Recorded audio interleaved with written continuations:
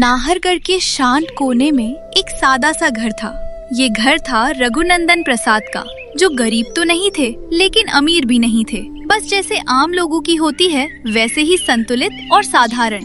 उसी घर की चौखट से शुरू होती है इन दो बहनों की कहानी। एक थी सावित्री, संस्कारों की मूरत, तो दूसरी थी कुसुम, घमंड की दुकान। शुरुआत में दोनों बहनें साथ साथ पली थी। एक ही थाली में खाना, एक साथ सोना, एक ही साथ ही स्कूल जाना। लेकिन जैसे जैसे उम्र बढ़ी, कुसुम के मन में एक अजीब सी जलन नहर करने लगी। गांव में लोग सावित्री की तारीफ करते थे। सावित्री तो देवी जैसी है, एकदम माता गौरी जैसी, शांत और दयालु, पूजा पाठ करने वाली, सबकी मदद करने वाली है। हाँ, सही कहा आपने। ऐसी बहू मिले तो घर मंदिर बन जाए। ये बातें कुसुम के मन में जहर बनकर उतरने लगी थी। मैं सुंदर हूँ, तेज हूँ, फिर भी सब सावित्री की ही क्यों तारीफ करते हैं? उसके पास ना तो शक्ल है और ना ही अकल, उसके बावजूद सब उसी को मक्खन लगाते हैं। सावित्री को ये सब पता था, लेकिन वो चुप रहती, क्योंकि उसे लगता था कुसुम हमारी छोटी बहन है, समय के साथ सब कुछ समझ जाएगी एक दिन। रघुनंदन प्रसाद ने दोनों को पास बुलाया। बेटा, अब तुम दोनों की शादी करने का समय आ गया है। सावित्री ने सर नीचे कर लिया, जबकि कुसुम के चेहरे पर चमक आ गई। पहले सावित्री के लिए सत्यवान का रिश्ता आया।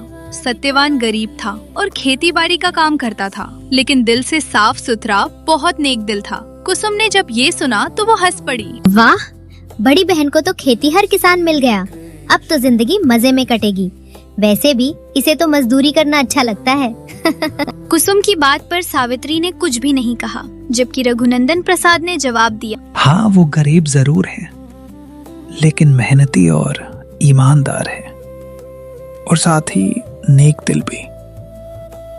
सावित्री उसके साथ बहुत खुश रहेगी। जी बाबूजी, जैसा आप ठीक समझे। वहीं दूसरी तरफ कुसुम के लिए सोहन का रिश्ता आया, जो एक जाना माना व्यापारी था। पक्का मकान, नौकर चाकर, सब कुछ था उसके पास। ये सुनते ही कुसुम का घमंड सातवें आसमान छूने लगा। देखा बाबूजी, किस्मत भी समझती है कि कौन किस लायक है। रघुनंदन प्रसाद ने कुसुम को जवाब नहीं दिया, क्योंकि वो उसकी रग रग से वाकिफ थे। खैर, शादी तय हो गई और जल्द ही दोनों बहनों की शादी भी हो गई। सावित्री शादी करके सत्यवान के साथ उसके घर आ गई। सत्यवान का घर छोटा था, छप्पर की छत, एक टूटी सी रसोई और कुछ कुछ बोरियों में रखा अनाज। सावित्री, मेरे पास ज्यादा कुछ तो नहीं है, लेकिन कोशिश करूंगा कि तुम्हें कभी किसी चीज की कमी ना हो। तुम्हें वो सारे सुख देने की कोशिश करूंगा जो हर औरत अपने जिंदगी में चाहती है। मुझे कुछ भी नहीं चाहिए सत्यवान जी, बस आपका जिंदगी भर मेरे लिए साथ ही काफी है। इधर जब कुसुम अपने ससुराल वाले घर पहुंची तो आलीशान घर और चमचमाती गाड़ियां देखकर अपने होश ही खो बैठी। वाह, इतनी दौलत शोहरत सब मेरा, अब तो मेरे ऐश ही ऐश हैं। अब तो सावित्री मुझसे नजर तक नहीं मिला पाएगी। इस तरह दौलत शोहरत के गुरूर ने कुसुम का घमंड दुगना कर दिया था। ओए रीना, इधर आ, ये मेरा कमरा ठीक से साफ क्यों नहीं किया? लेकिन मैंने तो सुबह ही साफ किया था छोटी मालकिन। तो क्या मैं झूठ बोल रही हूँ?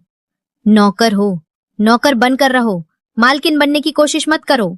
जाओ जल्दी से यहाँ पोछा लगाओ, और हाँ, किसी नौकर को मेरे लिए नारियल पानी लाने को बोलो। जी छोटी मालकिन, अभी मैं किसी से नारियल पानी आपके लिए मंगवाती हूँ। इसी तरह कुछ महीने गुजर गए और सीता नवमी का त्योहार आ गया और दोनों बहनें मायके पहुंची। सावित्री ने साधारण साड़ी पहनी थी तो कुसुम ने रेशमी लहंगा पहना हुआ था। उसके हाथों में रंग बिरंगी चूड़ियां और एक बड़ा सा ब्रांडेड बैग लटका हुआ था। गांव की कुछ औरतें सीता नवमी की पूजा करने के लिए बुलाने आई हुई थी। तभी कुसुम ने अपनी बहन का मजाक बनाते हुए कहा, और बताओ सावित्री, कैसा चल रहा है सब? सत्यवान जीजू खाना भी देते हैं कि नहीं? मैं तो भूल ही गई, खुद खाने के लाले पड़े हुए हैं, तुझे कहाँ से खिलाएंगे? कुसुम की कड़वी बातें सुनकर सावित्री का दिल टूट गया, लेकिन अपनी बहन को नीचा दिखाकर कुसुम को बड़ा मजा आया। दिन ढलने पर दोनों बहनें अपने अपने घर लौट गई।